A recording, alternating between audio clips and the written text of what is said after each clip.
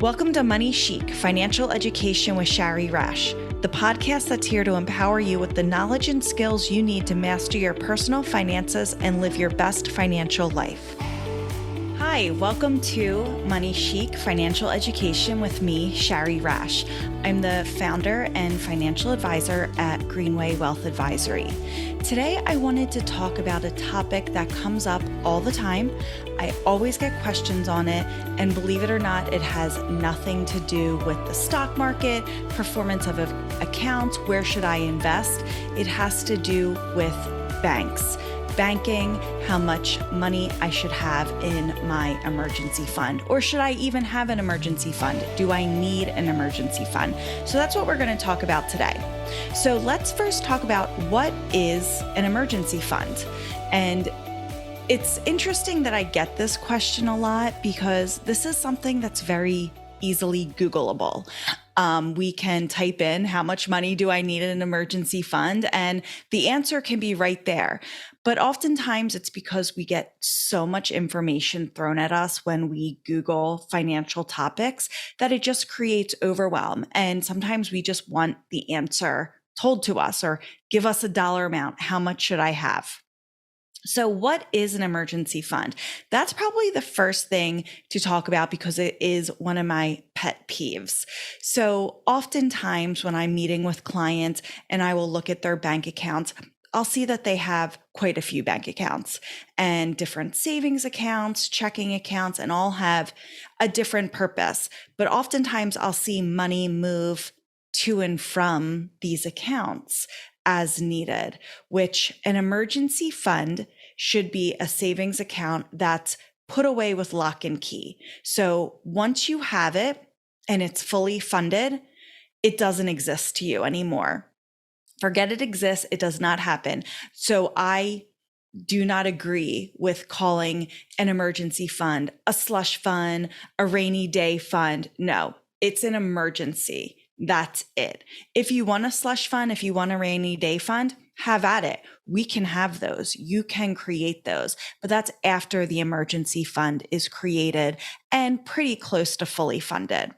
So where should I have an emergency fund? Should it be at my bank that I do my checking with? If that's easiest for you, sure. But if you find that when you log on to your app on your phone and you can see your savings account, you see your checking account and, oh, my checking account is dwindling. Let me pull some money from my savings, aka my emergency fund, over to my checking account. That's not going to happen. So we need to make sure that that account's away with lock and key. So if that means moving the money to an online bank where you have to go into a separate app, click a couple extra buttons, some more steps, wait a day or two for your money to come. If those extra steps and that little bit of waiting helps to put a barrier between you touching your emergency fund and not, go for it. Have at it. And plus you might end up getting a couple extra points as far as rates of return go. You may get a couple extra percentages to help you earn money and help that fund build up even quicker. So the big question, we've established an emergency fund is put away with lock and key. A rainy day fund, slush fund, we're going to talk about that another time, but that is not an emergency fund. So how much should I have in an emergency fund? Well, 3 to 6 months worth of expenses. And so that does not sound much different than what you could research when you Google, how much should I have in an emergency fund? But let's break it down and decide, well, do I have 3 months or do I have 6 months? That's a big swing, and that could be a lot of money. So first, you need to get an understanding of your expenses. How much are you spending each month? But really, what do you have to spend each month? So if in the event of an emergency, you lose your job, for example, your spending likely is going to get cut down. So we don't need to factor in the Target runs or the eating out for dinner 3 times a week into your spending when it comes to the emergency fund. We're just talking about our basic expenses. So obviously mortgage and rent, bills and utilities, groceries, car payment, insurance, daycare, kids activities, some clothing, eating out every once in a while. So it's a more condensed version of our spending. So not every expense we occur every month when things are good and normal, a condensed the necessities. So if we add up those necessities, and again, it's not going to be perfect. It's never going to be perfect. I tell my clients there is analysis paralysis. Or paralysis by analysis. It doesn't have to be perfect. Just give me some round numbers to work with. We just need a starting point. Once we have the starting point, we can go from there. So take that number, whatever it is for you, times it by 3, and then times it by 6. And you'll see those are big numbers, and it may seem unattainable to get to 6 months. So if your spending is, and your necessity spending is $5,000 a month, that means you need between $15,000 and $30,000. So if you wanted, I want 6 months of expenses in my emergency fund, $30,000 is a big number to get to. So, and that might feel unattainable and you will feel discouraged. So let's start with 15. It's a good solid number. If you were to lose your job, you have 3 months worth of expenses right there waiting for you. So start with the smaller number first, 3 months. And as you build up to it, see how that makes you feel. If you have a household where there's 2 incomes, you may not need the full 6 months. 6 months is the most conservative as far as dollar amounts go. So if one of you were to lose your job, i.e. an emergency, you still have another income to help keep the household afloat as far as money goes. So don't worry too much about having the 6 months if you have a dual income household. If your job is pretty consistent, it's not going anywhere, your income's consistent, you feel confident in your position, and getting laid off or losing your job is really not a reality for the intermediate term. Again, lean more towards the 3 month worth of expenses saved. Don't focus so much on 6 months. So what are emergencies? So now that we've decided, okay, we're going to have about 3 months worth of expenses, again, basic expenses in our emergency fund. Well, now what do I use it for? What is an emergency? What are not emergencies? Vacations, down payments for a new house. Those are not emergencies. Your checking account looks a little low. I want to move some money over. That is not an emergency.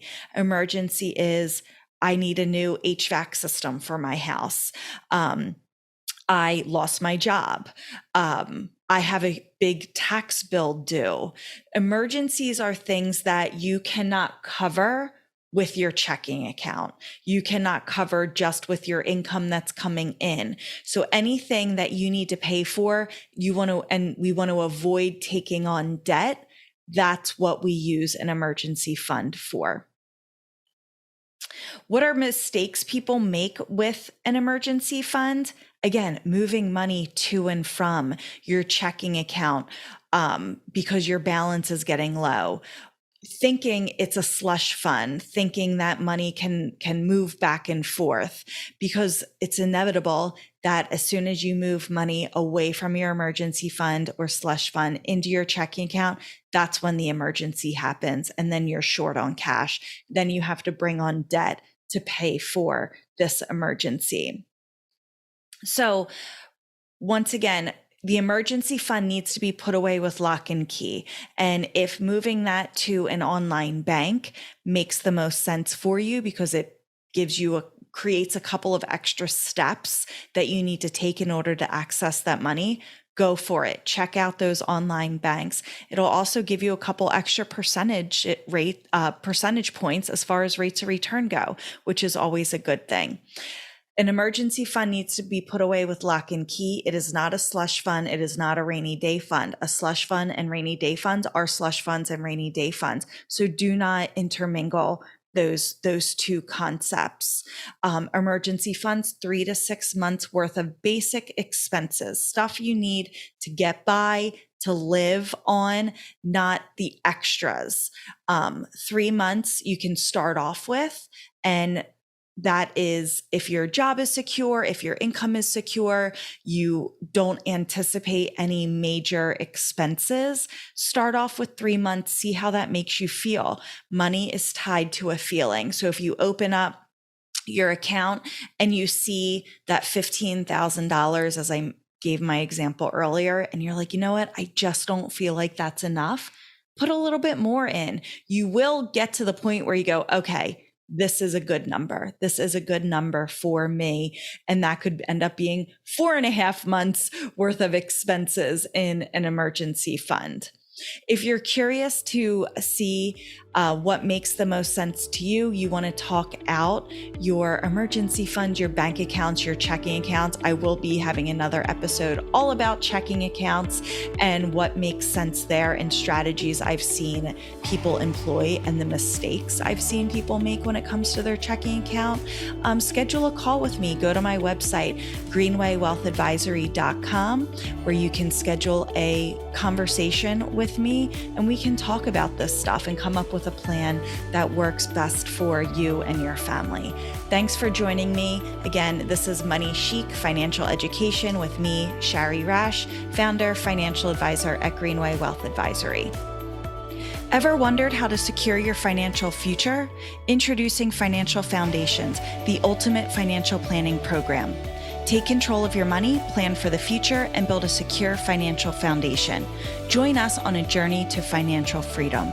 Visit greenwaywealthadvisory.com today to start your path to a brighter financial future.